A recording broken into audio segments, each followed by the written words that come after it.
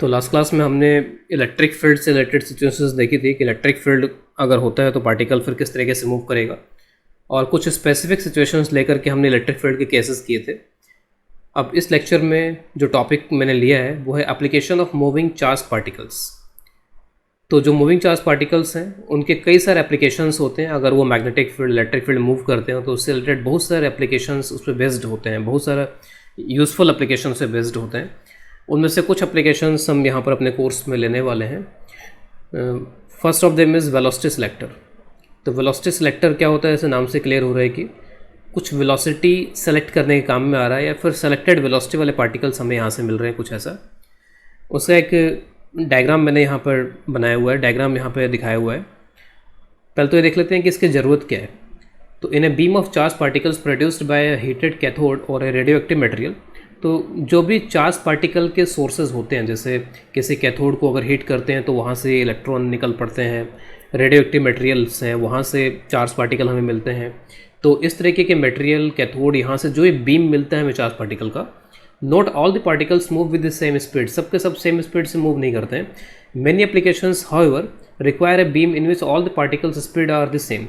तो कई सारे एप्लीकेशंस हैं, कई सारे ऐसे एक्सपेरिमेंट्स हैं जिनको परफॉर्म करते समय हमें एक चार्ज्ड पार्टिकल्स की बीम की ज़रूरत होती है। बीम का मतलब है कि कई सारे पार्टिकल्स हैं जो कि इस तरीके से मूव कर रहे होंगे किसी एक डायरेक्शन में। इसको हम बोलते हैं कि ये चार्ज पार्टिकल्स की एक बीम है। दे आर मैनी पार्टिकल्स, यानी एक रे बन रही है उससे, एक बीम बन रहा है यहाँ पर उससे। तो बीम कलेक्शन इस तरीके का, that is called a beam. तो ऐसा बीम हमको चाहिए होता है इसमें सबकी स्पीड जो हो वो इक्वल हो। Particles of a specific speed can be selected from the beam using an arrangement of electric and magnetic field called a velocity selector।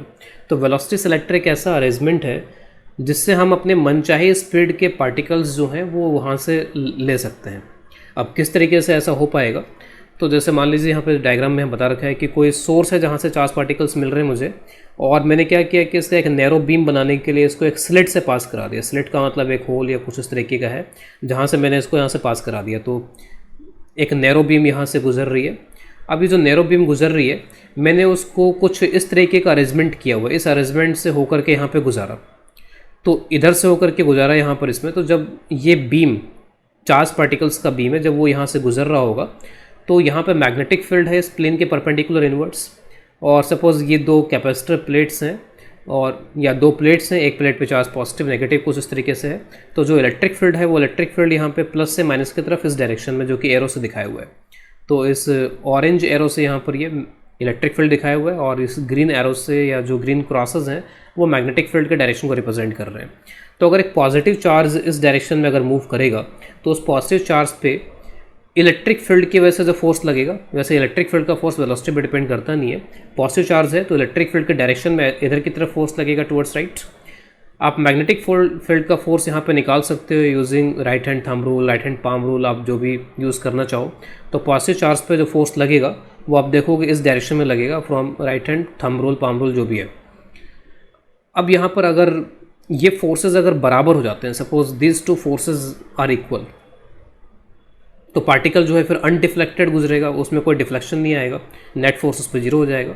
तो सपोज़ यहाँ पे ये दोनों फोर्सेस अगर इक्वल हो जाते हैं तो एफ ई यहाँ पे कितना होगा क्यू ई, और यहाँ पे एफ बी यहाँ पे कितना हो जाएगा क्यू वी क्रॉस बी। तो वी और बी आपस में परपेंडिकुलर है तो क्यू वी बी सिंपली हो जाएगा V is equal to E by B.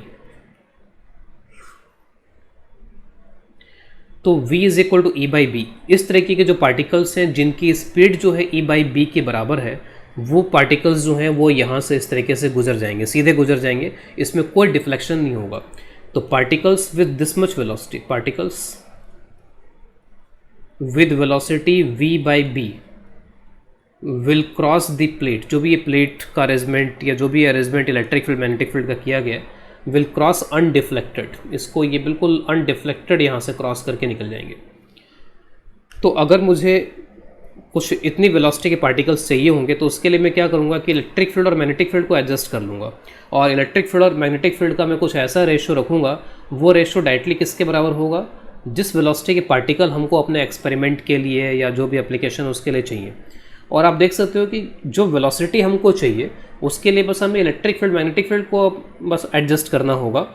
और उसमें कोई ना तो मास का चक्कर आ रहा है, ना कोई चार्ज का चक्कर आ रहा है, मास कहीं पर मुझे दिखाई नहीं दे रहा है यहाँ पर, ना चार्ज वगैरह कहीं पर दिखाई दे रहा है। तो मुझे बस वेलोसिटी अगर दे दी जाए कि इस वेलोसिटी के पार्टिकल्स को मेरे को यहाँ से यहाँ पे अनडिफ्लेक्टेड पास करवाना है, वो पार्टिकल्स मुझे चाहिए, तो बस मुझे ई और बी पे ध्यान देना पड़ेगा। मुझे ये देखने की ज़रूरत नहीं है कि वो चार्ज पार्टिकल्स किसके हैं, वो चार्ज पार्टिकल किस एटम के हैं, किस एलिमेंट के हैं, किससे बने हुए चार्ज पार्टिकल्स हैं, उनका मास क्या है, उन पे एक्चुअल चार्ज कितना है, उनसे मुझे कोई मतलब नहीं होगा। मुझे सिर्फ एडजस्ट करना होगा इलेक्ट्रिक फील्ड, मैग्नेटिक फील्ड, इनकी वैल्यूज़ को इस तरीके से कि वो जो रेशो है वो रेशो उस डिज़ायर्ड वेलोसिटी या स्पीड के बराबर हो जाए। अगर वेलोसिटी इसके बराबर नहीं होती है तो इससे कम ज़्यादा होगी। फिर मान लीजिए कि वेलोसिटी अगर E/B से ज़्यादा है, यानी कि ऐसे चार्ज पार्टिकल, जैसे मान लीजिए इस सोर्स से बहुत सारे चार्ज पार्टिकल निकले और डिफरेंट डिफरेंट स्पीड के साथ निकले होंगे, तो जिनकी स्पीड इसके बराबर होगी E/B के बराबर, वो तो अनडिफ्लेक्टेड गुजर गए, लेकिन जिसकी स्पीड इस तरीके की होगी तो वो किस तरीके से गुजरेंगे यहाँ पे। तो अगर वेलोसिटी ज़्यादा है तो वेलोसिटी ज़्यादा होने से यहाँ पे क्या हो जाएगा, जो मैग्नेटिक फोर्स है वो ज़्यादा हो जाएगा। मैग्नेटिक फोर्स ज़्यादा होगा तो किधर ज़्यादा फोर्स लगेगा, towards left, according to the diagram towards left force यहाँ पर ज़्यादा लगेगा। तो वैसे पार्टिकल्स जो हैं लेफ़्ट की तरफ डिफ्लेक्ट हो जाएंगे। तो ऐसे पार्टिकल डिफ्लेक्ट होंगे लेफ़्ट की तरफ, विल डिफ्लेक्ट टुवर्ड्स लेफ़्ट। ये सब मैं अकॉर्डिंग टू डायग्राम बात कर रहा हूँ, यानी कि वो सीधे निकल नहीं पाएंगे, वो कहीं ना कहीं डिफ्लेक्ट होंगे।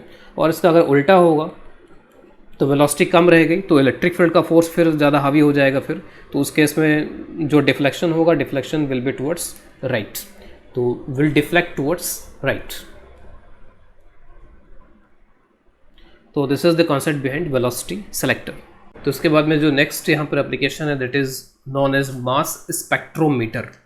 मास स्पेक्ट्रोमीटर, जिस तरीके से आपने प्रिज्म के बारे में पढ़ा है कि प्रिज्म क्या करता है, प्रिज्म पे अगर लाइट आती है, वाइट लाइट जिसमें बहुत सारी वेवलेंस होती हैं, तो उन लाइट को वो क्या कर देता है, स्प्रेड कर देता है। स्प्रेड करने से वो सेपरेट हो जाती हैं, अलग अलग हो जाती हैं। तो एक सिंगल बीम आता है लेकिन वो सेपरेट हो जाता है। मास स्पेक्ट्रोमीटर, और फिर उससे स्पेक्ट्रम वगैरह बनता है। जो टर्म है वो है कि स्पेक्ट्रम बनता है, डिफरेंट डिफरेंट कलर्स का जो सेपरेट हो जाते हैं। उसी तरीके से मास स्पेक्ट्रोमीटर, ये डिफरेंट डिफरेंट मासेस के जो पार्टिकल्स हैं, या स्पेसिफिकली अगर मैं कहूँ आइसोटॉप्स, तो आइसोटॉप ये वर्ड जानते होंगे। इसमें यहाँ पे क्या होता है कि इनके जो मासेस होते हैं वो अलग अलग होते हैं, लेकिन एटॉमिक नंबर वगैरह इनके सेम होते हैं। मासेस अलग अलग होते हैं, एटॉमिक नंबर सेम होता है। जैसे Z x A is mass number, और जेड, तो जेड सेम होता है लेकिन ए अलग अलग होता है। और ए जो होता है वो जेड प्लस न्यूट्रॉन होता है, तो न्यूट्रॉन का नंबर इनमें अलग अलग होता है, तो उससे यहाँ पर इनका ए नंबर अलग अलग हो जाता है।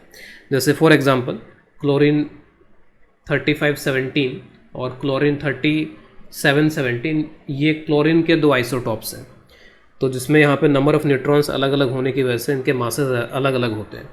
तो ये जो हमारा अरेंजमेंट है ये क्या करेगा, ये जो डिफरेंट डिफरेंट आइसोटॉप्स हैं उन डिफरेंट डिफरेंट आइसोटॉप्स को आपस में सेपरेट कर देगा।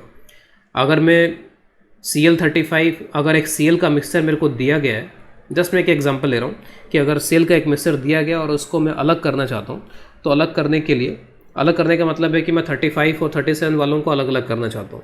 तो अगर मैं अलग अलग करना चाहता हूँ तो उसके लिए इस टाइप का अरेंजमेंट जो हम यहाँ पर पढ़ने वाले हैं उसको वी कैन यूज़। तो आइसोटॉप्स को सेपरेट करने के लिए ये चीज़ यूज़ की जा सकती है।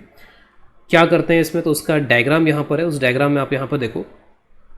सबसे पहले तो हम यहाँ पे क्या करते हैं कि कोई भी हमारा सोर्स होता है, उस सोर्स से यहाँ पर ये स्लिट्स वगैरह अरेंजमेंट किया हुआ। स्लिट इसलिए यूज़ करते हैं कि एक नैरो बीम यहाँ से गुजरे, ठीक है। तो नैरो बीम यहाँ से हम गुजारना चाहते हैं, तो एक नैरो बीम यहाँ से चली जिसमें जनरली सिंगली चार्ज्ड आयंस होते हैं। किसी भी एटम एलिमेंट जो भी है उसके सिंगली चार्ज्ड आयंस होते हैं। सिंगल चार्ज आयन का मतलब कि उनमें से एक इलेक्ट्रॉन निकल गया होता है। जैसे यहाँ पे प्लस दिखा रखा है तो प्लस ई चार्ज माइट भी, उस पर प्लस ई चार्ज हम कर देते हैं।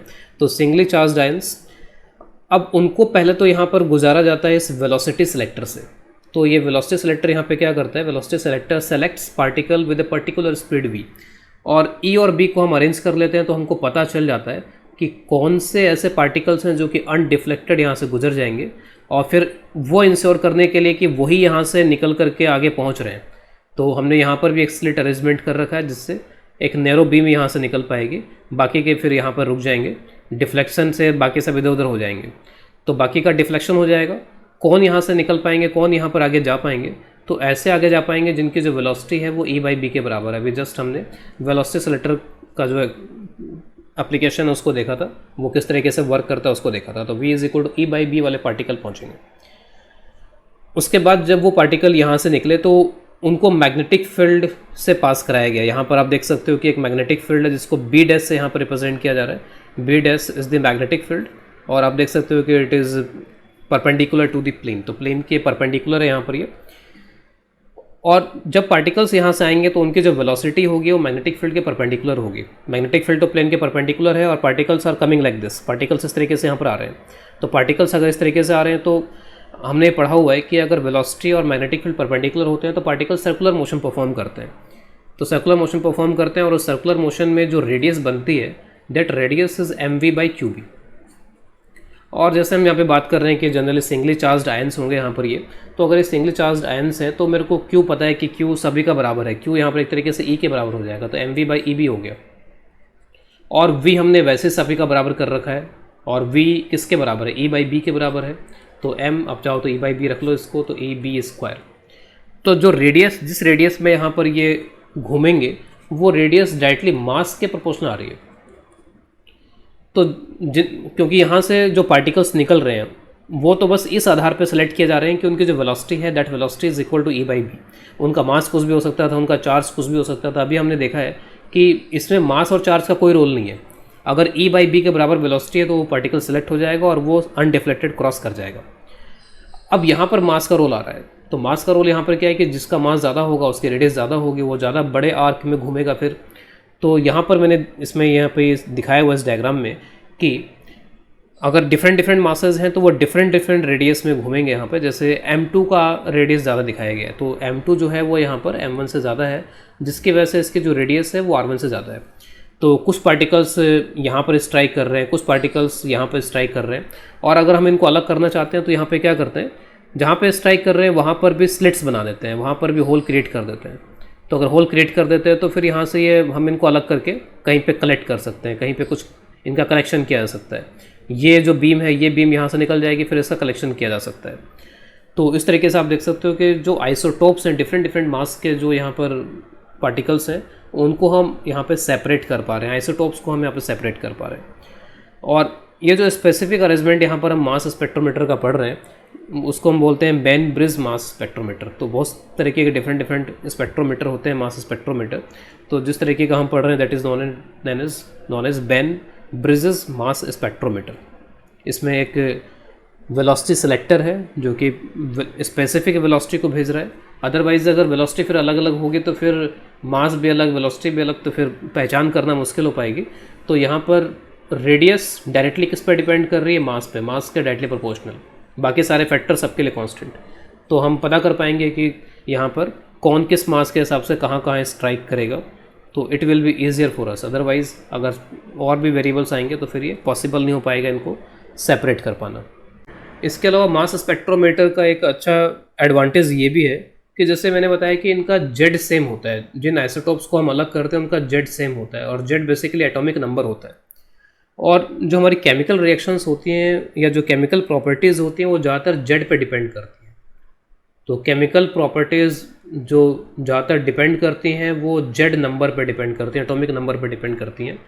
तो इस तरीके के जो आइसोटोप्स हैं उन आइसोटोप्स को केमिकल रिएक्शंस के थ्रू सेपरेट कर पाना मुश्किल होता है। तो this isotopes are not easy to separate. आप इसको इजीली सेपरेट नहीं कर सकते हो फ्रॉम केमिकल प्रोसेसेस। जो भी केमिकल रिएक्शन या केमिकल जो प्रोसेसेस हैं उससे इनको अलग करना मुश्किल होता है, क्योंकि इनका जेड सेम होता है, केमिकल प्रॉपर्टीज़ नियरली सेम हो जाती हैं फिर, तो केमिकल प्रोसेस के थ्रू इनको सेपरेट करना मुश्किल होता है। तो ये जो मास स्पेक्ट्रोमीटर है इनसे इनको बहुत इजीली सेपरेट किया जा सकता है। तो इसके बाद में नेक्स्ट है experiment by J Thomson, a very popular and important experiment, discovery of electron and E/M ratio. तो ये जो एक्सपेरिमेंट था इससे इलेक्ट्रॉन के बारे में पता चला और E/M रेशियो उसका कैलकुलेट हुआ। E यहाँ पे इसके चार्ज को रिप्रेजेंट कर रहा है, बेसिकली Q/M रेशियो बोलेंगे इसको, चार्ज अपॉन मास रेशियो। इसका जो अरेंजमेंट है वो अरेंजमेंट यहाँ पे इसमें दिखा रखा है कि देयर इज़ सम फिलामेंट और इस फिलामेंट को एज ए चार्ज सोर्स की तरह यूज़ किया जाता है कि यहाँ से इलेक्ट्रॉन्स निकलते हैं। जो इलेक्ट्रॉन्स यहाँ से निकलते हैं उनको एक्सेलरेट किया जाता है विद सम पोटेंशियल डिफरेंस, और पोटेंशियल डिफरेंस के लिए यहाँ पे ये लगा रखा है V वोल्ट। तो V वोल्ट से इसको एक्सेलरेट किया गया, उसको कुछ वेलोसिटी प्रोवाइड की गई, और उसके बाद में फिर यहाँ पर कुछ प्लेट्स का अरेंजमेंट है और उसके थ्रू उसको गुजारा गया। ये जो एक्सपेरिमेंट है उसके स्टेप्स यहाँ पर डायरेक्टली लिखे गए हैं, उन स्टेप्स को यहाँ पर देख लेते हैं कि क्या क्या किया जा रहा है।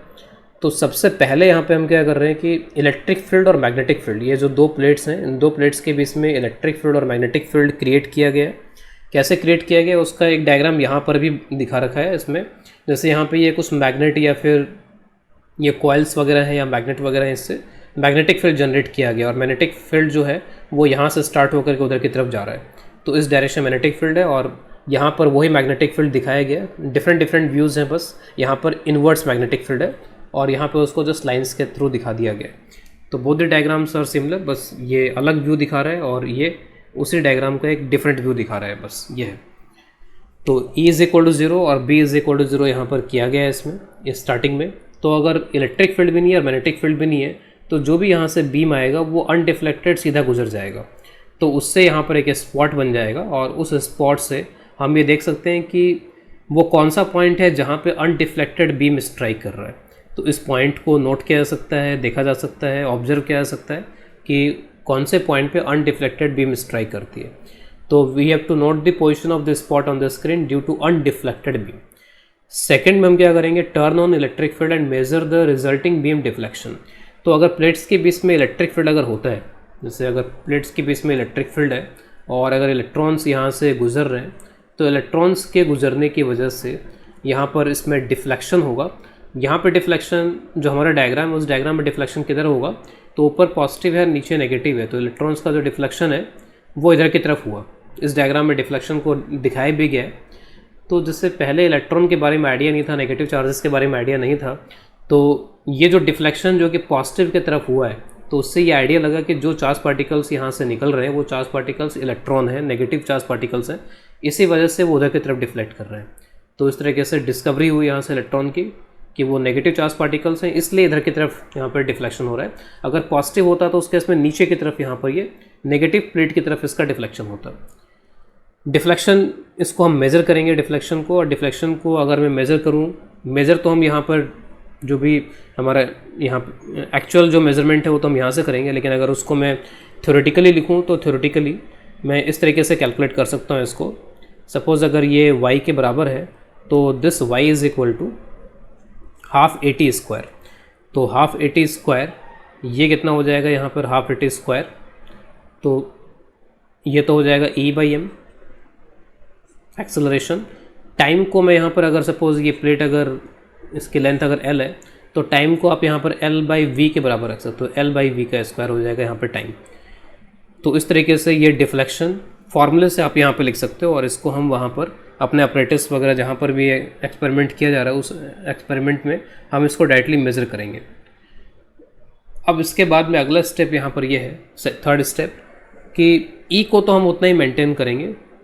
नाउ टर्न ऑन B, अब मैग्नेटिक फील्ड को ऑन कर लेंगे।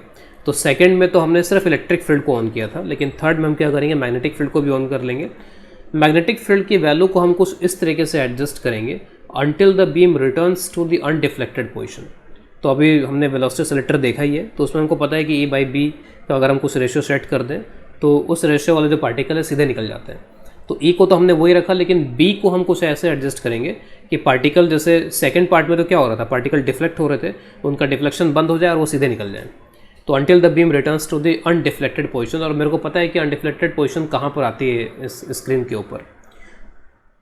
With the forces in opposition they can made to be cancel. तो जो इलेक्ट्रिक फोर्स और मैग्नेटिक फोर्स है उनको आपस में कैंसिल करा करके हम अनडिफ्लेक्शन क्रिएट कर सकते हैं। तो जो वेलोसिटी है फिर E और B कौन सा होगा, जो भी हमने एडजस्ट करके B किया होगा, उस एडजस्टमेंट के बाद जो B वहाँ पर होगा उस B को हम यहाँ लिख देंगे। तो जो V है वो E/B के बराबर हो जाएगा। तो V को मैं यहाँ पर E/B के बराबर रख देता हूँ, तो E/2m L² और V² यहाँ पे हो जाएगा E² by B²। B² पर पहुँच जाएगा, एक इलेक्ट्रिक फील्ड का टर्म कैंसिल हो जाएगा। अल्टीमेटली हमको यहाँ से E/m चाहिए, तो E/m की जो वैल्यू है फिर वो यहाँ पर कितनी हो जाएगी, तो आप कैलकुलेट कर सकते हो इसको, ये हो जाएगा 2/e डिवाइडेड बाय b²l²। तो मैग्नेटिक फील्ड हमको पता होगा, इलेक्ट्रिक फील्ड हमको पता होगा हमने कितना अप्लाई कर रखा है, y हम कैलकुलेट कर सकते हैं यहाँ पर डिफ्लेक्शन कितना हुआ था, और l वगैरह तो यहाँ पे क्या है, प्लेट की लेंथ है। तो इससे आप यहाँ पर इलेक्ट्रॉन के लिए इलेक्ट्रॉन का चार्ज अपॉन मास का रेशो इस एक्सपेरिमेंट का यूज़ करते हुए यहाँ पे कैलकुलेट कर सकते हैं। इस E/m को कैलकुलेट करने में कई बार एक दूसरी अप्रोच भी यहाँ पे यूज़ की जाती है, और वो अप्रोच ये है कि जो पार्टिकल्स हैं वो यहाँ से यहाँ तक एक्सेलरेट हुए, एक्सेलरेट होने के बाद में उनके पास में काइनेटिक एनर्जी आ गई होगी। तो कितनी काइनेटिक एनर्जी आ गई होगी, तो कितने से उनको एक्सेलरेट किया गया, तो E/v आप कर लोगे। v यहाँ पर मैं इस तरीके से लिख रहा हूँ कैपिटल टाइप का, तो ये पोटेंशियल डिफरेंस को रिप्रेजेंट कर रहा है। तो इतनी काइनेटिक एनर्जी आ जाएगी, और उससे हाफ mv² के बराबर आप रख दो इसको, और v की जगह पे आप सिंपली E/b रख लो। हम इलेक्ट्रिक फील्ड और मैग्नेटिक फील्ड को कुछ ऐसे एडजस्ट करेंगे कि उससे हमको यहाँ पर ये मिल जाए। तो E/m अगर आप यहाँ से आप कैलकुलेट करो तो E/m, तो मैं इसको और इसको यहाँ पर यूज़ कर रहा हूँ, तो m को आप उधर ले जाओ तो E/m हो जाएगा, और v को आपको नीचे लेके आना पड़ेगा। तो E² divide by 2b², v यहाँ पर पोटेंशियल डिफरेंस को रिप्रेजेंट कर रहा है। तो यहाँ पर डिफ्लेक्शन वगैरह की भी कैलकुलेशन की ज़रूरत नहीं, बिना उसके भी डायरेक्टली यहाँ पर इससे ये कैलकुलेशन की जा सकती है। तो उसके बाद में जो नेक्स्ट इंपॉर्टेंट एप्लीकेशन है that is known as cyclotron. Cyclotron basically charged particle को एक्सेलरेट करने के काम में आता है, accelerate to very high speeds. तो a cyclotron is a device that can accelerate charge particles to very high speeds. क्यों ज़रूरत होती है हमको इसकी, तो कुछ ऐसे एक्सपेरिमेंट्स, ऐसे एप्लीकेशंस होते हैं जहाँ पर एक्सपेरिमेंट को परफॉर्म करने के लिए या एप्लीकेशन के लिए हमें हाई स्पीड चार्ज पार्टिकल्स की ज़रूरत होती है। तो जैसे यहाँ पे मैंने लिखा हुआ है, beams of high energy particles such as high energy electrons, protons have been enormously useful in probing atoms. Probing atoms का मतलब है एटम्स के स्ट्रक्चर को जानने के लिए, उसके अंदर क्या है, वो किससे बना हुआ है। तो इन एटम्स का बॉम्बार्डमेंट का कोलिजन, इन एटम्स का collision high speed electron, proton इनके साथ में करवाया जाता है। कई बार हमें न्यूक्लियस की भी, जो न्यूक्लियस है, न्यूक्लियस के स्ट्रक्चर को जानने की जरूरत पड़ती है। तो उनका जो फंडामेंटल स्ट्रक्चर है मेटल वगैरह का जो भी है, उनको जानने के लिए हमें इस तरीके के एक्सपेरिमेंट्स करने पड़ते हैं जहाँ पे हमें वेरी हाई स्पीड के पार्टिकल्स, चार्ज पार्टिकल्स की जरूरत पड़ती है। इसके अलावा a number of hospitals use cyclotron facilities to produce radio active substances for diagnosis and treatment. तो मेडिकल में भी इसका काफ़ी यूज़ है। तो इस तरीके के बहुत सारे एप्लीकेशंस हैं जहाँ पर भी हमें high energy, high speed charge particles चाहिए, वहाँ पे साइक्लोट्रॉन का यूज़ किया जाता है। साइक्लोट्रॉन के अलावा और भी इस तरीके के पार्टिकल एक्सेलरेटर्स होते हैं, कुछ को बोलते हैं बीटाट्रॉन, और इस तरीके के नाम होते हैं अलग अलग। तो यहाँ पे जो हम पढ़ रहे हैं दैट इज़ कॉल्ड साइक्लोट्रॉन। अब साइक्लोट्रॉन का स्ट्रक्चर किस तरीके का होता है, तो उसके दो डायग्राम बना रखे हैं। एक तो डायग्राम में टॉप व्यू दिखा रखा है, आप इस डायग्राम को देखो तो अगर ऊपर से आप देखो यहाँ से तो आपको ये दिखाई देगा जैसे यहाँ पे बनाया गया इसमें, और एक इसमें सामने से जो व्यू है वो दिखाया गया इस डायग्राम के अंदर। तो यहाँ से एक तरीके से फ्रंट व्यू टाइप का दिखाया जा रहा है, और यहाँ पे ऊपर से कैसा लगेगा वो दिखाया जा रहा है इसमें। तो जैसे इस स्ट्रक्चर से आपको दिख रहा होगा इसमें कि ये दो तो मैग्नेट्स हैं जो मैग्नेटिक फील्ड क्रिएट करने के काम में आ रहे हैं। तो इलेक्ट्रोमैग्नेट्स यहाँ पर लिखा हुआ है, एक नॉर्थ पोल हो जाएगा, एक साउथ पोल हो जाएगा इस मैग्नेट का, और ये मैग्नेटिक फील्ड क्रिएट कर रहे होंगे। और उस मैग्नेटिक फील्ड को मैंने इस डायग्राम में दिखा रखा है डॉट्स है। तो डॉट का मतलब यहाँ पर ये हो गया कि इस प्लेन के परपेंडिकुलर बाहर की तरफ कुछ मैग्नेटिक फील्ड का डायरेक्शन यहाँ पर दिखाया गया है इसमें। तो इस तरीके से मैग्नेटिक फील्ड है। और इसके अलावा यहाँ पर ये दो मेटेलिक डीज हैं, इनको डी इसलिए बोल रहे हैं क्योंकि एक तो ये सेमी सर्कुलर हैं, और इसके अलावा ये इंग्लिश के लेटर डी से मिलते जुलते हैं। तो दो डीज यहाँ पर हैं, एक ये वाली डी हो गई और एक यहाँ पर ये वाली डी हो गई। तो दिस आर टू मेटेलिक डीज, इनका यूज़ यहाँ पे किया जा रहा है। और इसके अलावा ये जो दोनों डीज हैं, एक डी को एक टर्मिनल से और दूसरे डी को दूसरे टर्मिनल से कनेक्ट किया गया। किसके टर्मिनल से, तो किसी वोल्टेज से कनेक्ट किया गया, लेकिन वो जो वोल्टेज है वो वोल्टेज यहाँ पर अल्टरनेटिंग वोल्टेज है। जैसे यहाँ पर दिखाया हुआ है कि एक डी को इस वोल्टेज सोर्स से कनेक्ट किया गया, फिर इस डी को दूसरे टर्मिनल से कनेक्ट किया गया यहाँ पर। और ये जो साइन बना हुआ है, जैसे एक तो होता है डीसी वोल्टेज सोर्स, जिसके लिए हम ये साइन यूज़ करते हैं डीसी वोल्टेज सोर्स के लिए, और एक होता है एसी वोल्टेज सोर्स। तो एसी वोल्टेज सोर्स में क्या होता है कि जो वोल्टेज है वो अपना डायरेक्शन चेंज करता रहता है। कभी ये पॉजिटिव नेगेटिव हो जाएगा, कभी ये नेगेटिव, कभी ये पॉजिटिव हो जाएगा। लेकिन डीसी में क्या होगा, हमेशा ये पॉजिटिव और ये नेगेटिव ये मेंटेन रहेगा, उसमें ये चेंजेस नहीं आएंगे। लेकिन जो अल्टरनेटिंग होता है उसमें इस तरह के चेंजेस आते हैं, और ये चेंजेस जनरली जो ज़्यादातर हम पढ़ते हैं वेरिएशन, वो वेरिएशन साइनसोइडल होता है, यानी इस तरीके से जो वोल्टेज है वो टाइम के साथ साथ चेंज होता रहता है। तो एक ही टर्मिनल कभी पॉजिटिव भी होगा और एक ही टर्मिनल फिर कभी नेगेटिव भी होगा। तो ये एक तरीके से एसी वोल्टेज सोर्स है, अल्टरनेटिंग वोल्टेज सोर्स, जिसको ऑसिलेटर लिखा हुआ है। यहाँ पर भी ऑसिलेटर लिखा हुआ है और इस डायग्राम में भी इसको ऑसिलेटर लिखा हुआ है, और एक साइन वेव्स के सिंबल से इसको रिप्रेजेंट किया गया है। तो ये तो हो गया इसका सिस्टम कि यहाँ पर क्या क्या है। अब इसका यानी ये प्रोसेस क्या हो रहा है, इसमें किस तरीके से हम पार्टिकल को एक्सेलरेट कर रहे हैं, उसको समझने की ज़रूरत है और बहुत ही ध्यान से समझने की ज़रूरत है, तब हमें यहाँ पर ये प्रोसेस समझ में आएंगे। तो मैं ऐसा करता हूँ कि इस डायग्राम को एक बार यहाँ पर ड्रॉ कर भी देता हूँ। थोड़ा मैंने ज़्यादा यहाँ पर सेपरेशन दिखाया है इसमें, यहाँ पर समझने के हिसाब से। तो बीच में यहाँ पर क्या होता है, एस से यहाँ पर एक सोर्स को रिप्रेजेंट किया गया, this is a particle source. यहाँ से चार्ज पार्टिकल्स का ये सोर्स है, यहाँ से सोर्स को प्रोजेक्ट किया जाएगा। सोर्स को प्रोजेक्ट किया जाएगा, तो प्रोजेक्ट करने के बाद में फिर वो मैग्नेटिक फील्ड में मूव करेंगे। यहाँ पर जो सोर्सेज हैं वो मैग्नेटिक फील्ड में मूव करेंगे, और मैग्नेटिक फील्ड में मूव करने के साथ साथ यहाँ पर ये जो ऑसिलेटर हैं, ये ऑसिलेटर क्या करेंगे, ये जो दोनों डीज हैं, इन दोनों डीज में पोटेंशियल डिफरेंस जनरेट करेंगे। तो इन दोनों डीज में जो पोटेंशियल डिफरेंस जनरेट होगा, उस पोटेंशियल डिफरेंस की वजह से ये जो बीच का स्पेस आपको दिखाई दे रहा है, इस बीच के स्पेस में इलेक्ट्रिक फील्ड जनरेट होगा। तो यहाँ पे थोड़ा सा इसके प्रोसेस के बारे में देख लेते हैं, तो फिर हमें यहाँ पे थोड़ी क्लैरिटी आएगी। जैसे मान लीजिए कि अब यहाँ पर क्या हुआ कि जैसे ही ये जो सोर्स है, इस सोर्स से चार्ज पार्टिकल निकला, निकलने के बाद में वो यहाँ पर सर्कुलर मोशन में घूम गया, क्योंकि मैग्नेटिक फील्ड है। मैग्नेटिक फील्ड क्या करेगा, चार्ज पार्टिकल को सर्कुलर मोशन में घुमाएगा, और घुमाने के बाद में जैसे अब वो इस डी से बाहर आएगा, इस वाले डी से जब वो बाहर आएगा, तो हम ये चाहेंगे कि ये जो चार्ज पार्टिकल है, इस चार्ज पार्टिकल को एनर्जी मिले। और आपको पता है कि मैग्नेटिक फील्ड कभी भी काइनेटिक एनर्जी को चेंज नहीं कर सकता है, वो पार्टिकल की एनर्जी को चेंज नहीं कर सकता है। बस वो मैग्नेटिक फील्ड सिर्फ क्या कर सकता है, magnetic field can only deflect, वो सर्कुलर में घुमाना बस ये कर सकता है, इससे ज़्यादा मैग्नेटिक फील्ड कुछ नहीं कर सकता। तो मैग्नेटिक फील्ड ये सब कुछ काम करता ही नहीं है, वो मैग्नेटिक फील्ड सिर्फ यहाँ पे पार्टिकल को घुमाने काम करेगा, उसकी एनर्जी को बढ़ाने काम नहीं करेगा। तो हम चाहेंगे कि जब वो पार्टिकल इस पॉइंट से लेकर के इस पॉइंट तक यहाँ तक जाए, उसकी एनर्जी कुछ बढ़ जाए, और एनर्जी बढ़ने से यहाँ पे क्या होगा, आप देखो radius r is equal to होती है अंडर रूट, मैं काइनेटिक एनर्जी के टर्म्स में लिख देता हूँ इसको यहाँ पे क्यूबी। तो बाकी सारी चीज़ें तो वही रहने वाली है, चार्ज वही, मैग्नेटिक फील्ड वही, मास वही। अगर आप काइनेटिक एनर्जी को बढ़ा देते हो, तो काइनेटिक एनर्जी को बढ़ाने से रेडियस बढ़ जाता है, और काइनेटिक एनर्जी को आप इस तरीके से भी लिख सकते हो कि Q इंटू पोटेंशियल डिफरेंस। तो आपको पता है कि यहाँ से यहाँ तक जो आप जा रहे हो तो पोटेंशियल डिफरेंस आ रहा है, क्योंकि ये किससे कनेक्टेड है, किसी न किसी बैटरी से कनेक्टेड है। उस बैटरी में वोल्टेज जो है वो समय के साथ साथ यहाँ पर इस तरीके से बदलता चला जा रहा है। तो हम ये कोशिश करेंगे कि जब वो इधर से इधर जाए, तो ये टर्मिनल पॉजिटिव हो और ये टर्मिनल नेगेटिव हो, जिसकी वजह से इलेक्ट्रिक फील्ड इस डायरेक्शन में यहाँ पर हो इसमें, और इस इलेक्ट्रिक फील्ड की वजह से ये इधर एक्सेलरेट कर जाए, और इसकी जो स्पीड है, काइनेटिक एनर्जी है, वो यहाँ पर इंक्रीज़ कर जाए, बढ़ जाए।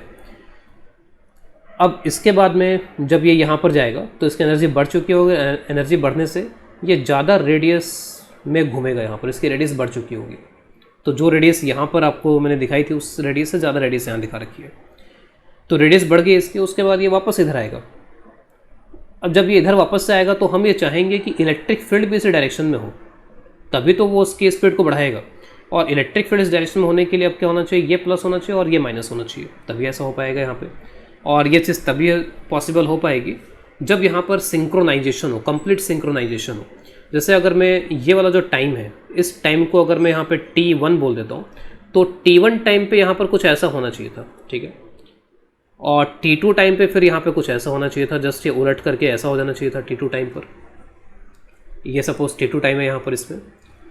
तो आपको यहाँ पर ये पता है कि पार्टिकल जो है वो यहाँ से यहाँ तक कितना ट्रैवल किया है, इसने सेमी सर्कुलर पाथ ट्रैवल किया है। अगर इसने सेमी सर्कुलर पाथ ट्रैवल किया है, इसका टाइम पीरियड का फॉर्मूला क्या होता है, टाइम पीरियड इज 2πm/qb। इसमें ये बहुत ही इंपॉर्टेंट है कि this is independent of speed. तो इसमें स्पीड का कोई भी टर्म नहीं आ रहा है, हम स्पीड को बढ़ाते जा रहे हैं, इस बात को ध्यान रखो आप। स्पीड को हम चेंज करते जा रहे हैं, बढ़ाते जा रहे हैं, काइनेटिक एनर्जी को बढ़ाते जा रहे हैं, लेकिन टाइम पीरियड में अल्टीमेटली मैटर क्या करता है, मास, चार्ज, मैग्नेटिक फील्ड, ये सब तो वो के वही हैं, ये सब तो चेंज हो ही नहीं रहे यहाँ पर इसमें। तो यहाँ से यहाँ तक जाने में इसने T/2 लिया, ठीक है, क्योंकि आधा सर्कल कंप्लीट किया। यहाँ पर भी जो टाइम लगना चाहिए इसका मतलब ये T/2 होना चाहिए। इसका मतलब ये जो अल्टरनेटिंग वोल्टेज सोर्स है ये जिस टाइम पीरियड से चल रहा होगा वो टाइम पीरियड T होना चाहिए और वो टाइम पीरियड इसके बराबर ही होना चाहिए। या अगर मैं फ्रीक्वेंसी के टर्म्स में बात करूँ तो चार्ज की जो फ्रीक्वेंसी है वो QB/2πm है, और ये जो यहाँ पे साइनसोइडल फंक्शन है, इस साइनसोइडल फंक्शन की फ्रीक्वेंसी भी वही होनी चाहिए या सोर्स की फ्रीक्वेंसी भी वही होनी चाहिए। तो इस पूरे साइक्लोट्रॉन में जो सबसे इंपॉर्टेंट कंसेप्ट है, जो सबसे की पॉइंट्स हैं वो यही कि ये जो T है this is independent of speed number 1। और हम क्या करेंगे कि जो वोल्टेज सोर्स है और उस वोल्टेज सोर्स को पार्टिकल, उस वोल्टेज सोर्स की फ्रिक्वेंसी को पार्टिकल की फ्रिक्वेंसी से मैच करा देंगे, ठीक है। तो frequency of this AC source is equal to frequency of its circular motion, और ये QB/2πm के बराबर होनी चाहिए। अगर ऐसा होगा तो क्या होगा, जब पार्टिकल यहाँ पर होगा तो इलेक्ट्रिक फील्ड इधर हो जाएगा, जब पार्टिकल यहाँ पर होगा तो इलेक्ट्रिक फील्ड इस डायरेक्शन में हो जाएगा। अब वापस से उसकी स्पीड बढ़ गई है तो अगेन यहाँ पर इसके जो रेडियस है वो रेडियस और बढ़ जाएगी, फिर वो वापस से यहाँ पर इसमें आएगा, अगेन इलेक्ट्रिक फील्ड इस डायरेक्शन में हो जाएगा, वापस से इसकी रेडियस और बढ़ जाएगी। अब यहाँ पर ये जब जाएगा तो वापस से इस रीजन में आएगा तो अगेन स्पीड बढ़ जाएगी, तो उससे इसके जो रेडियस है वो रेडियस वापस से बढ़ जाएगी। तो वही चीज़ आपको यहाँ पर दिखाई गई कि इसके जो रेडियस है वो लगातार यहाँ बढ़ती चली जा रही है, और हर एक बार उसको एक तरीके से यहाँ पर एनर्जी जो मिल रही है वो Q/V के बराबर मिलती चली जा रही है। तो Q/V यानी कि पोटेंशियल डिफरेंस, तो वो एनर्जी उसके पास में स्टोर होती चली जा रही है। इसके अलावा ये जो मेटेलिक डीज हैं, इलेक्ट्रिक फील्ड का जो भी इफेक्ट होगा वो यहाँ पर इस रीजन के अंदर होगा। आपको पता है कि ये मेटल है और मेटल जो है वो इसके अंदर इलेक्ट्रिक फील्ड यहाँ पर क्या मेंटेन करेगा, 0। तो इलेक्ट्रिक फील्ड, स्क्रीनिंग इफेक्ट, ये सब हमने देखा हुआ है। तो अंदर इलेक्ट्रिक फील्ड नहीं होगा, इलेक्ट्रिक फील्ड जब वो डीज के बीच में रहेगा तभी इलेक्ट्रिक फील्ड होगा। तो इलेक्ट्रिक फील्ड तभी इसको एक्सेलरेट करेगा या एनर्जी देगा जब वो डीज के बीच में हो, अंदर होंगे तब नहीं होगा, अंदर इलेक्ट्रिक फील्ड 0 होगा। लेकिन मैग्नेटिक फील्ड के लिए इस तरह की कोई शर्त नहीं है। हम एक तरीके से नॉन मैग्नेटिक टाइप का मटेरियल ले रहे हैं। Generally this is made of copper के यहाँ पे डीज होते हैं और ये नॉन मैग्नेटिक होता है। बाद में हम देखेंगे कि मटेरियल की वजह से मैग्नेटिक फील्ड पे फ़र्क वगैरह पड़ता है, लेकिन अभी यहाँ पर ये नॉन मैग्नेटिक मटेरियल हमने यहाँ पे ले रखा है, जो कि मैग्नेटिक फील्ड को किसी तरीके का डिस्टर्बेंस क्रिएट नहीं कर रहा है। मैग्नेटिक फील्ड अपना काम कर रहा है यहाँ पे, बढ़िया से परफेक्टली कर रहा है। तो ये लगातार यहाँ पे घूमता जाएगा, और जब भी ये बीच में आएगा इन दोनों के बीच में तो इसको एनर्जी के शॉट मिलते चले जाएंगे, एनर्जी इसकी बढ़ती चली जाएगी यहाँ पर इसमें। और जब हमें डिज़ायरेबल एनर्जी के बराबर एनर्जी मिल जाएगी तो हम इसको फिर क्या करेंगे, इस बीम को बाहर निकाल देंगे, कुछ ना कुछ रास्ता बना करके, कुछ अरेंजमेंट करके उसको हम यहाँ से बाहर निकाल देंगे। और बाहर निकलने के बाद में हमें डिज़ायर्ड एनर्जी वाला बीम मिल जाएगा। डिज़ायर्ड एनर्जी के जो चार्ज पार्टिकल्स हैं वो चार्ज पार्टिकल्स हमको यहाँ पर मिल जाएंगे।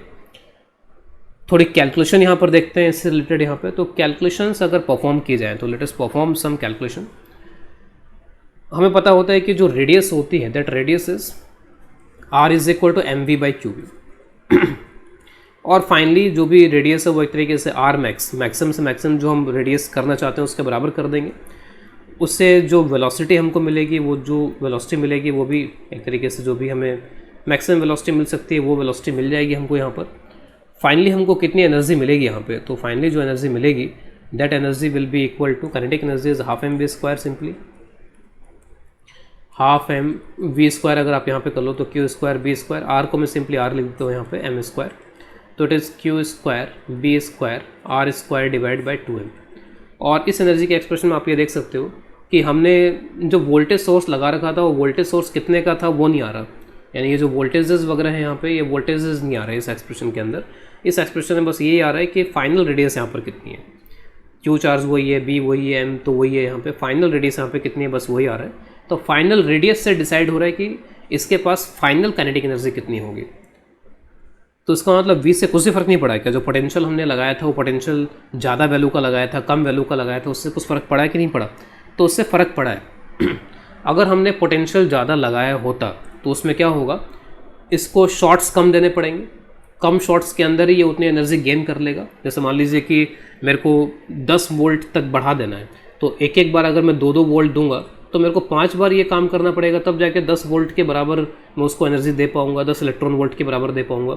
लेकिन अगर मैं 5 वोल्ट के अगर 2 शॉट दे दूँ तो फिर उस केस में मेरे को 2 बार ही ये काम करना पड़ेगा। तो मेरे को कितनी बार इसको डीज के बीच में से गुजारना पड़ेगा, कितना ये घुमाना पड़ेगा, कितनी बार घुमाना पड़ेगा, ये सब तो डिपेंड करेगा कि आप वोल्टेज कितना रखते हो। लेकिन फाइनली उस रेडियस तक पहुंचने में जो एनर्जी होगी वो फिक्स रहेगी। अगर वो इस रेडियस तक पहुंच गया तो इसकी जो एनर्जी है वो इसी फॉर्मूले से आएगी, उसमें v नहीं दिखाई देगा। v का रोल इतना ही है कि हमको कितनी बार इसको घुमाना पड़ेगा। तो अगर मैं इसकी थोड़ी सी कैलकुलेशन करूँ यहाँ पर, सपोज़ एक शॉट जो मिलता है उसमें इसको जो एनर्जी मिलती है वो इतनी मिलती है, तो n शॉट्स अगर इस तरीके के हैं तो इतनी एनर्जी मिल जाएगी। और उस केस में यहाँ पर इसको आप यहाँ पर इसके बराबर रख सकते हो, जो भी आपका k square b square r square वगैरह आया था। तो आप ये भी कैलकुलेट कर सकते हो कि कितने शॉट्स इसको इस तरीके के देने पड़ेंगे डिज़ायर्ड एनर्जी यहाँ पर रखने के लिए। आप यहाँ पर देख सकते हो कि n is inversely proportional to v। आप v जितना ज़्यादा रखोगे n उतना कम हो जाएगा यहाँ पर उस पर्टिकुलर एनर्जी के लिए। v जितना ज़्यादा n उतना कम, v जितना कम n उतना ज़्यादा उसको शॉट्स देने पड़ेंगे। इसके बाद देखते हैं what are the limitations in cyclotron. Cyclotron के क्या लिमिटेशंस हैं? तो साइक्लोट्रॉन में जो लिमिटेशन है वो ये, the cyclotron operate successfully only with relatively massive particles such as protons and neutrons, protons और ड्यूटेरॉन्स। तो ये जो थोड़े मैसिव पार्टिकल्स हैं उनके साथ ही ढंग से ऑपरेट कर पाता है successfully. It cannot be use to accelerate electrons. Electron में दिक्कत आती है, क्यों आती है? For the following reason, in order that a particle shall remain in phase with the alternating electric field, its angular velocity, angular frequency must remain constant. Now although q and b are constant, the same is not true of mass. Electron के लिए दिक्कत क्या आती है? Electron हल्का particle, और जो मास होता है ना, मास यहाँ पे वेलोसिटी के साथ साथ वेरी करता है। उसका रिलेटिविटी में ये फॉर्मूला रहता है मास का, m is equal to M not divided by under one minus V square by C square. V particle की स्पीड है और सी जो है वो speed of light in vacuum है। तो जनरली क्या होता है कि वी जो होता है वो सी से बहुत कम होता है और ऊपर से स्क्वायरिंग भी हो रही है, तो इसका इफेक्ट नेग्लिजिबल होता है और वो हमें पता नहीं चलता है। लेकिन जब हाई स्पीड्स की बात होने लगती है, वी जो है वो सी के कंपेरेबल होना स्टार्ट हो जाता है, तो उस केस में फिर आप इसको नेग्लेक्ट नहीं कर सकते। और जो आपका फ्रीक्वेंसी, जैसे यहाँ पर एंगुलर वेलोसिटी, एंगुलर फ्रीक्वेंसी की बात की गई है, तो फ्रीक्वेंसी का जो फॉर्मूला होता है वो होता है Q B upon two pi M, या जो टाइम पीरियड का फॉर्मूला होता है वो two pi M by Q B होता है। तो हम तो ये मान के चल रहे हैं कि स्पीड से तो कुछ लेना देना है नहीं इसका, लेकिन स्पीड से लेना देना हो जाता है इसका। It has to do with this speed. जब स्पीड जो है लाइट की स्पीड के कंपेरेबल होने लगे, हम बहुत हाईली उसको एक्सेलरेट करने लगे, हाई स्पीड पे ले आए उसको, तो जो मास का फैक्टर होता है फिर वो स्पीड पे डिपेंड करना स्टार्ट कर देता है। मास स्टार्ट डिपेंड ऑन स्पीड।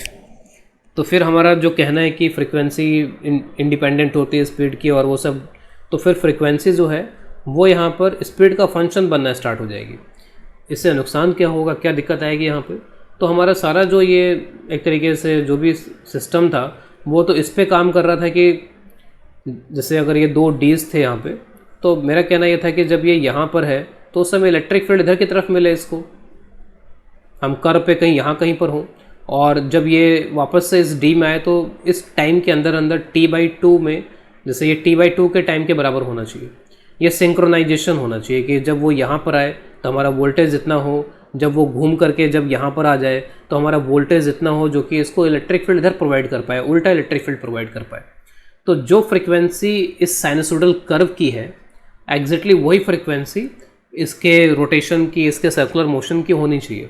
लेकिन फ्रिक्वेंसी यहाँ तो चेंज होने लगेगी, जैसे जैसे स्पीड बढ़ेगी वैसे वैसे जो मास है वो मास बढ़ना स्टार्ट हो जाता है।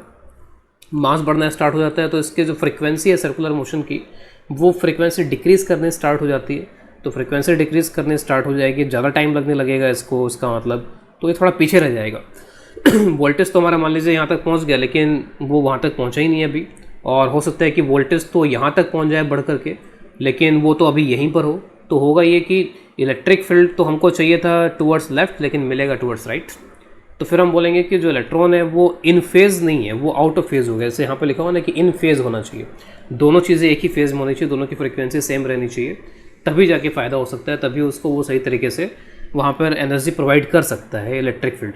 लेकिन इलेक्ट्रिक फील्ड अगर उल्टा पुल्टा होने लगे, आगे पीछे होना स्टार्ट हो जाए, दोनों में फेज़ का डिफरेंस आ जाए, तो फिर उस केस में यहाँ पर हमारा जो कॉन्सेप्ट है वो फेल होना स्टार्ट हो जाएगा। तो this will not be in phase, phase में नहीं रहेगा फिर ये। और इलेक्ट्रॉन को ही ये फ़र्क क्यों पड़ रहा है?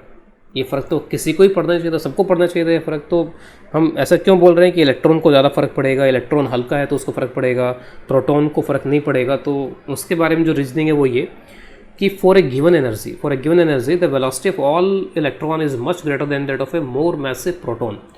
तो इलेक्ट्रॉन के मास को ज़्यादा फ़र्क पड़ता है, क्योंकि मान लीजिए वही काइनेटिक एनर्जी है और हाफ MeV², हाफ अगर प्रोटॉन के भी वही है सपोज यहाँ पर, तो अगर मैं V निकालता हूँ तो V में क्या आता है 2k/me आ जाएगा यहाँ पे इलेक्ट्रॉन के लिए। अगर मैं इलेक्ट्रॉन के लिए निकालता हूँ, अगर इसके लिए प्रोटॉन के लिए निकालता हूँ तो यहाँ पे 2k/mp आ जाएगा। तो किसकी स्पीड ज़्यादा है यहाँ पर? इलेक्ट्रॉन का मास कम है तो उसकी स्पीड ज़्यादा होगी for the same kinetic energy. Proton की वेलोसिटी कम होगी यहाँ पे क्योंकि प्रोटॉन का मास ज़्यादा है। तो इसका मतलब है कि मास पे वेलोसिटी का इफेक्ट कम पड़ेगा इसके ऊपर, क्योंकि वेलोसिटी इसकी ज़्यादा नहीं है प्रोटॉन की। तो इसीलिए हम यहाँ पर रिलेटिवली मैसिव पार्टिकल के लिए इसको कर पाते हैं। ज़्यादातर हम प्रोटॉन या फिर ड्यूट्रॉन को लेते हैं, इससे प्रोटॉन ड्यूट्रॉन ओकेजनली इसमें लिए जाते हैं। इलेक्ट्रॉन का यूज़ नहीं किया जाता है इसमें, क्योंकि उसके साथ ये प्रॉब्लम होनी स्टार्ट हो जाती है। थोड़ा सा डेटा यहाँ पर दिया गया, उसके साथ साथ ये बोला जा रहा है कि relativistic increase of mass is corresponding more pronounced. तो रिलेटिविस्टिक इंक्रीज जो होगा इलेक्ट्रॉन में वो ज़्यादा हो जाएगा यहाँ पे। वो क्यों होगा वो हमने देख लिया। For example the mass of 2 million electron volt, एक इलेक्ट्रॉन जिसकी एनर्जी है 2 मिलियन इलेक्ट्रॉन वोल्ट, उसका मास रेस्ट मास से 5 टाइम्स होगा। ये जो m0 मैंने यहाँ पे यूज़ कर रखा है दिस इज रेस्ट मास। तो रेस्ट मास से 5 टाइम्स मास हो जाएगा, फिर तो बहुत ज़्यादा फर्क पड़ जाएगा। While the mass of A 2 million volt deuteron differs from its rest mass only by 0.01%। अगर ड्यूट्रॉन लेते हैं तो उसके मास में 0.01% का फ़र्क आएगा, तो कुछ खास फर्क नहीं आया। Hence electrons very quickly get out of phase. तो इलेक्ट्रॉन्स जो है बहुत जल्दी आउट ऑफ फेस चले जाते हैं। पता चला कि इलेक्ट्रिक फील्ड तो टुवर्ड्स राइट चाहिए था हमें, लेकिन इलेक्ट्रिक फील्ड टुवर्ड्स लेफ्ट मिल रहा है, उल्टा मिल रहा है हमको electric field with respect to the electric field and do not arrive at the gap between the dees at the proper time. Proper time पर नहीं आएगा हमें, जब इलेक्ट्रिक फील्ड उसको मदद करने वाला होगा तब नहीं आएगा। इलेक्ट्रिक फील्ड उसको जब अपोज करने वाला होगा तब पता चला कि वो बीच में आ गया। ठीक है, तो उस वजह से फिर यहाँ पर ये इसके लिमिटेशन है, इलेक्ट्रॉन का यूज़ नहीं कर पाते। इलेक्ट्रॉन के लिए एक अलग डिवाइस यूज़ करते हैं जिसको यहाँ पर मैं नहीं बता रहा हूँ। अगर एग्ज़ाम में भी आएगा तो एग्ज़ाम में पैराग्राफ के फॉर्म में आना चाहिए। तो दैट डिवाइस, उस डिवाइस का जो नाम है दैट इज़ कॉल्ड बीटाट्रॉन।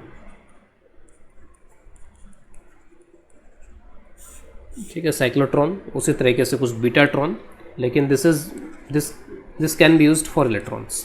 इसके बाद में नेक्स्ट यहाँ पर ले रहे हैं hall effect. When a current carrying conductor is placed in a magnetic field, a potential difference is generated in a direction perpendicular to both the current and the magnetic field. This phenomena is first observed by Edwin Hall and is known as Hall effect. क्या इसका use होता है hall effect का? इसका use होता है ये जानने के लिए कि what is the nature of charge carriers. Charge carriers का मतलब है कि करंट जब किसी कंडक्टर में फ्लो करता है तो करंट फ्लो करवाता कौन है? पॉजिटिव चार्ज करवाता है कि नेगेटिव चार्ज करवाता है? क्योंकि आज तो हमको पता है, लेकिन पहले हमको ये पता नहीं हुआ करता था। जब ये एक्सपेरिमेंट हुआ था, बहुत पहले हुआ था इस तरीके के एक्सपेरिमेंट्स, और उनसे हमको पता चला था कि जो चार्ज कैरियर्स हैं वो चार्ज कैरियर्स कौन है, पॉजिटिव है कि नेगेटिव है, वो इस एक्सपेरिमेंट से हमको पता चल पाएगा। फॉर चार्ज कैरियर डेंसिटी, जो चार्ज कैरियर हैं उनकी डेंसिटी क्या है, जैसे हमने जब करंट इलेक्ट्रिसिटी पढ़ा था तो उसमें n कैलकुलेट किया था कि इलेक्ट्रॉन्स की डेंसिटी क्या है, वॉल्यूम डेंसिटी ऑफ चार्जेस। फिर उसके बाद में ड्रिफ्ट वेलोसिटी का मेजरमेंट भी यहाँ से किया जा सकता है। कैसे करेंगे वो अभी हम देखते हैं यहाँ पर इसमें। तो मैंने डायग्राम्स अलग से दिखा भी रखे हैं और मैं एक डायग्राम यहाँ पे खुद से बना भी देता हूँ। सपोज एक कंडक्टर है जिसका शेप यहाँ पर हम कुछ इस तरीके का ले रहे हैं, इस तरीके का क्यूबॉइड टाइप का शेप ले रहे हैं इसका।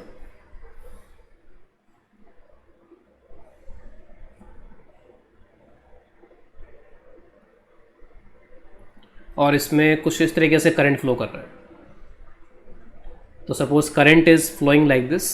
मैग्नेटिक फील्ड जो है वो सामने से मैं जब देखता हूँ तो मेरे को परपेंडिकुलर मैग्नेटिक फील्ड दिखता है। अगर मैं सिर्फ फ्रंट फेस दिखाऊँ तो फ्रंट फेस को आप इस तरीके से दिखा सकते हो, और फिर आप यहाँ पर मैग्नेटिक फील्ड को इस तरीके से ऐसे इन्वर्ट दिखा सकते हो।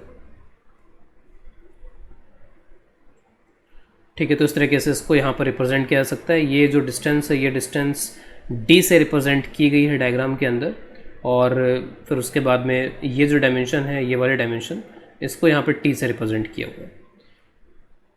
अब यहाँ पर जब ये करंट फ्लो कर रहा है, तो करंट फ्लो कर रहा है उस केस में अब कौन सा चार्ज फ्लो कर रहा है, तो अगर मैं दो डिफरेंट केसेस ले लूँ, जैसे डायग्राम्स में भी आप देखोगे एक बार नेगेटिव के लिए किया हुआ और एक बार पॉजिटिव के लिए किया हुआ है, और इस डायग्राम में एक अलग व्यू दिखाया गया है और इसमें एक ही डायग्राम में प्लस और माइनस दोनों दिखा दिए गए कि अगर ये है तो कैसे फोर्स लगेगा और ये है तो कैसे फोर्स लगेगा। तो अगर मैं यहाँ पर पॉजिटिव चार्ज लेके चलूँ, सपोज कि चार्ज जो है वो पॉजिटिव के वजह से फ्लो हो रहा है, पॉजिटिव चार्ज इज़ मूविंग, और पॉजिटिव चार्ज तो करंट के डायरेक्शन में आप लेते हो यहाँ पे, तो करंट के डायरेक्शन में सपोज़ यहाँ पे V D drift velocity, V D is drift velocity, तो इस वी डी ड्रिफ्ट वेलोसिटी से ये चार्ज फ्लो कर रहा है। अगर चार्ज फ्लो कर रहा है तो इससे मैग्नेटिक फोर्स किधर लगेगा, तो इस पर जो मैग्नेटिक फोर्स लगेगा आप वी क्रॉस बी करके यहाँ पे देख सकते हो, तो वी क्रॉस बी आप करोगे तो ये जो मैग्नेटिक फोर्स लगेगा वो अपवर्ड लगेगा, यहाँ पर इस डायग्राम में अपवर्ड लगेगा। तो इस डायग्राम में जो मैग्नेटिक फोर्स लग रहा है वो अपवर्ड डायरेक्शन में लग रहा है। अब ये जो मैग्नेटिक फोर्स है इसको हम बोलते हैं कि मैग्नेटिक फोर्स किस डायरेक्शन में लग रहा है, ट्रांसवर्स डायरेक्शन में। ट्रांसवर्स का मतलब परपेंडिकुलर, किसके परपेंडिकुलर, करंट के परपेंडिकुलर। तो करंट के परपेंडिकुलर ट्रांसवर्स डायरेक्शन में मैग्नेटिक फोर्स यहाँ पर लग रहा है। इस मैग्नेटिक फोर्स की वजह से जो पॉजिटिव चार्जेस चल रहे थे वो डिफ्लेक्ट होंगे इस डायरेक्शन में, ऐसे डिफ्लेक्ट होंगे क्योंकि ऊपर फोर्स लगा इन पे, और फिर पॉजिटिव चार्ज यहाँ पे एक्यूमुलेट होना स्टार्ट हो जाएगा, और इसके बदले में हम बोलेंगे कि पॉजिटिव चार्ज ऊपर एक्यूमुलेट होना स्टार्ट हो गया और फिर एक तरीके से नेगेटिव चार्ज यहाँ पर इंक्रीज़ कर जाएगा, तो नेगेटिव चार्ज जो है वो नीचे वाले फेस पे एक्यूमुलेट हो जाएगा। लेकिन जब भी चार्जेस इस तरीके से एक्यूमुलेट होते हैं तो चार्ज सेपरेशन या चार्ज एक्यूमुलेशन की वजह से इलेक्ट्रिक फील्ड भी जनरेट होना स्टार्ट हो जाता है। तो जो इलेक्ट्रिक फील्ड जनरेट होगा प्लस से माइनस की तरफ, यानी कि डाउनवर्ड डायरेक्शन में एक इलेक्ट्रिक फील्ड जनरेट होगा। इलेक्ट्रिक फील्ड भी किस डायरेक्शन में जनरेट हो रहा है, ट्रांसवर्स डायरेक्शन में। ट्रांसवर्स का मतलब जो करंट है उसके परपेंडिकुलर डायरेक्शन में, तो इस डायरेक्शन में इलेक्ट्रिक फील्ड जनरेट हो रहा है यहाँ पे। ये इलेक्ट्रिक फील्ड क्या करेगा, चार्जेस को ऊपर आने से रोकेगा। इलेक्ट्रिक फील्ड की वजह से जो फोर्स लगेगा वो नीचे की तरफ लगेगा, ये फोर्स था क्यू वी डी बी। और जैसे जैसे चार्ज का एक्यूमुलेशन बढ़ता जाएगा तो चार्ज ज़्यादा स्टोर होता चला जाएगा और इलेक्ट्रिक फील्ड भी समय के साथ साथ बढ़ता चला जाएगा। तो कभी ना कभी ये मैग्नेटिक फोर्स और इलेक्ट्रिक फोर्स आपस में बैलेंस करेंगे, और जैसे बैलेंस करेंगे तो चार्ज का जो मूवमेंट यहाँ पर लगातार होता जा रहा था वो मूवमेंट यहाँ पर होना एक तरीके से अब बंद हो जाएगा। तो कितना इलेक्ट्रिक फील्ड जनरेट हो जाएगा, वी डी इंटू बी के बराबर इतना इलेक्ट्रिक फील्ड जनरेट हो जाएगा। और इस इलेक्ट्रिक फील्ड के जनरेशन का रीज़न यहाँ पर क्या है, चार्ज यहाँ पर एक तरीके से ऊपर नीचे यहाँ पर आ गया है, चार्ज ऊपर के सरफेस पे प्लस हो गया है, नीचे की सरफेस से माइनस हो गया है। और इलेक्ट्रिक फील्ड क्योंकि चार्जेस की वजह से आया है तो आप यहाँ पर बोलोगे कि ऊपर का फेस और नीचे के फेस में एक पोटेंशियल डिफरेंस जनरेट हो गया है। इलेक्ट्रिक फील्ड को बोलने का एक तरीका ये भी होता है कि पोटेंशियल डिफरेंस है दोनों के बीच में, क्योंकि एक जगह प्लस आ गया, एक जगह माइनस आ गया, तो प्लस माइनस चार्जेस की वजह से इलेक्ट्रिक फील्ड हो गया, और उसी को हम यहाँ पर पोटेंशियल डिफरेंस के टर्म्स में यहाँ पर बात करना चाहते हैं। तो अगर मैं पोटेंशियल डिफरेंस निकालना चाहूँ, potential difference between the upper and lower faces, तो पोटेंशियल डिफरेंस का आंसर यहाँ पे क्या आ जाएगा, potential difference between the faces. Faces आपको दिख रहे हैं कौन कौन से यहाँ पर लोअर फेसेस हैं यहाँ पर। तो ये जो ई है इसको जनरली ई एच बोल दिया जाता है, this is called Hall electric field, this is known as Hall electric field. और पोटेंशियल डिफरेंस जो है उसको फिर वी एच बोल दिया जाता है, this is called Hall voltage. और इसकी वैल्यू क्या हो जाएगी, आपका जो भी इलेक्ट्रिक फील्ड है उस इलेक्ट्रिक फील्ड को आप दोनों चार्जेस के बीच में गैप कितना है, डी है तो डी से आप मल्टीप्लाई कर दो तो ये आ जाएगा।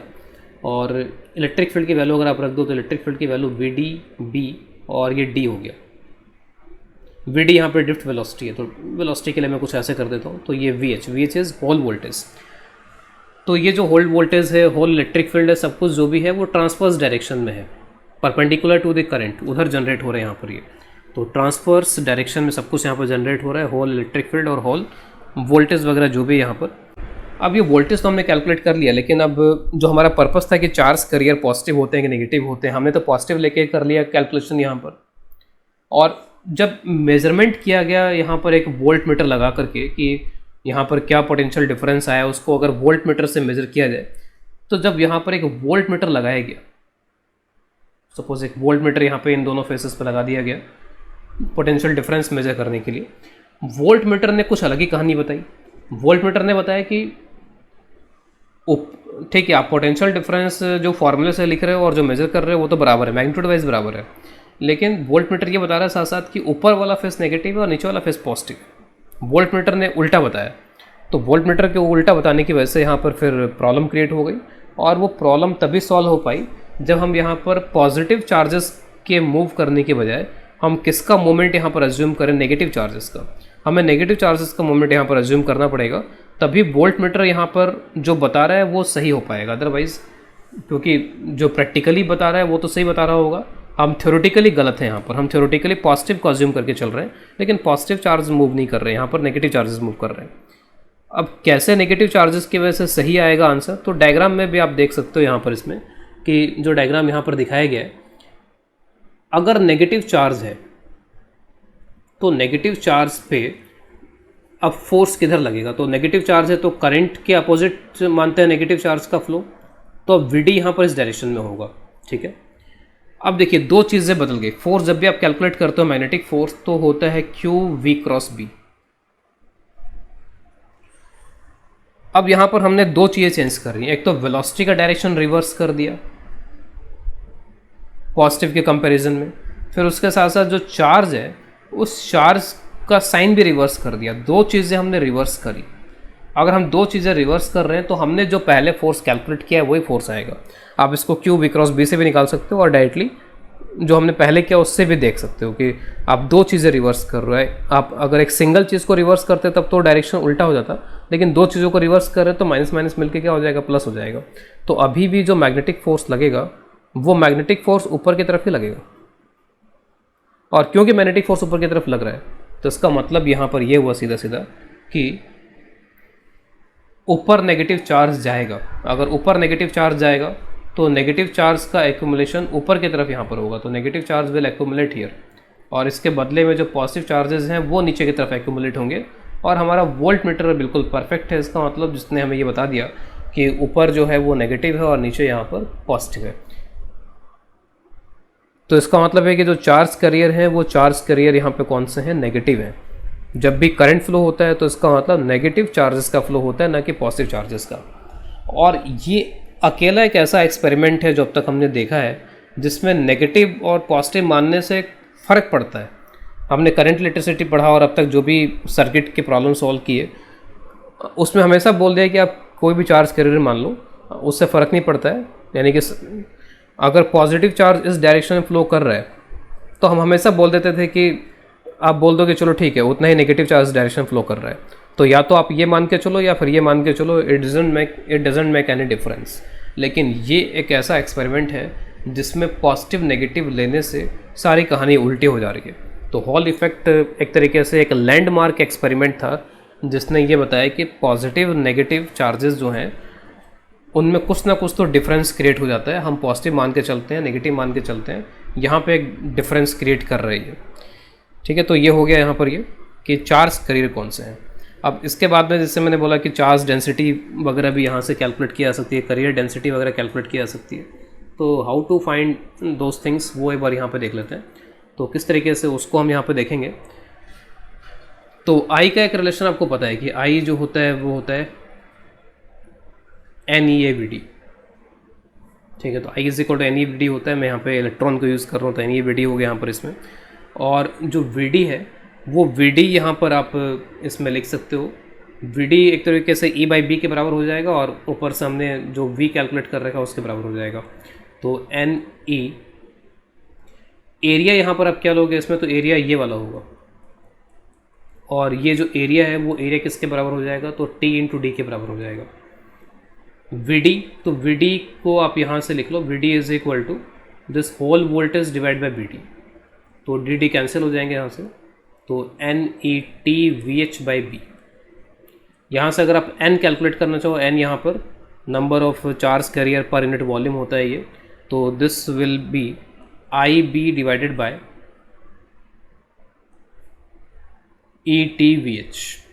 इसमें सब कुछ कैलकुलेट किया जा सकता है। आई हमको पता होगा, बी पता होगा, ई तो पता ही है यहाँ पे, और जो टी है वो टी यहाँ पे एक तरीके से थिकनेस वगैरह जो भी है वो थिकनेस आप ले लोगे यहाँ पर। वी एच हॉल वोल्टेज है, हॉल वोल्टेज हम यहाँ पे वोल्ट मीटर लगा के मेज़र कर सकते हैं। तो उससे आप ये जो चार्ज डेंसिटी है, ये चार्ज डेंसिटी कैलकुलेट कर सकते हो कि कितनी होगी इसकी। इस एक्सपेरिमेंट का यूज़ यहाँ पर हम ड्रिफ्ट वेलोसिटी कैलकुलेट करने के लिए भी कर सकते हैं। और कैसे कर पाएंगे ड्रिफ्ट वेलोसिटी कैलकुलेट करने के लिए? एक्चुअली जो हमने यहाँ पे ये मैग्नेटिक फील्ड यहाँ पे लगा रखा है, कुछ इस तरीके का जो भी हमने मैग्नेटिक फील्ड लगाया है, तो मैग्नेटिक फील्ड के बारे में हमको पता है कि वो फोर्स किस तरह से लगाता है, क्यू वी क्रॉस बी। कुछ वेलोसिटी होती है, उस वेलोसिटी की वजह से मैग्नेटिक फील्ड फोर्स लगाता है। तो इस एक्सपेरिमेंट में फिर हम यहाँ पे क्या करेंगे कि ये जो कंडक्टर है, इस कंडक्टर को हम यहाँ पर इलेक्ट्रॉन की जो ड्रिफ्ट वेलोसिटी है, क्योंकि करंट अगर इस डायरेक्शन में फ्लो कर रहा है तो इलेक्ट्रॉन इस डायरेक्शन में ड्रिफ्ट कर रहे होंगे, तो हम इस डायरेक्शन में इस कंडक्टर को ड्रिफ्ट करना स्टार्ट करेंगे। अब ये जो भी इलेक्ट्रॉन्स हैं, इन इलेक्ट्रॉन्स की कंडक्टर के रेस्पेक्ट में तो वेलोसिटी वीडी है, लेकिन जब कंडक्टर खुद चलने लगेगा तो कंडक्टर की वेलोसिटी भी इसमें ऐड करनी पड़ेगी। तो कंडक्टर की वेलोसिटी को हम यहाँ पर इस डायरेक्शन में बढ़ाते जाएं, और बढ़ाते बढ़ाते अगर मैं यहाँ पर इसके वेलोसिटी को कुछ इतना कर दूँ कि वो वीडी के बराबर हो जाए, तो वीडी के अगर बराबर यहाँ पे कंडक्टर की वेलोसिटी हो गई तो इलेक्ट्रॉन की नेट वेलोसिटी फिर जीरो हो जाएगी। तो if conductor is moved opposite to electrons velocity Vd, if conductor is moved opposite to electron velocity with velocity equal to Vd, then net velocity of electron becomes zero in grounds frame, या इसको laboratory frame भी बोलते हैं, lab frame, and magnetic force will become zero.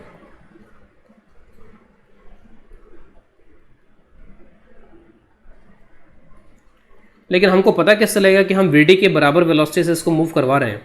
तो उसका पता हमें यहाँ पर वोल्ट मीटर बताएगा, क्योंकि अगर मैग्नेटिक फोर्स जीरो हो जाएगा तो मैग्नेटिक फोर्स जीरो होने के केस में क्या होगा कि इलेक्ट्रॉन्स का जो ड्रिफ्ट हो रहा था वो ड्रिफ्ट होना बंद हो जाएगा, मैग्नेटिक फोर्स लगना बंद हो जाएगा, और यहाँ पर चार्जेस का एक्यूमुलेशन बंद होगा, तो किसी भी तरीके का पोटेंशियल डिफरेंस मेजर नहीं होगा, potential difference measured will be zero. तो कैसे पता चलेगा हमको कि हम कंडक्टर को वीडी से मूव करा रहे हैं? तो at this point potential difference measured by volt meter will be zero.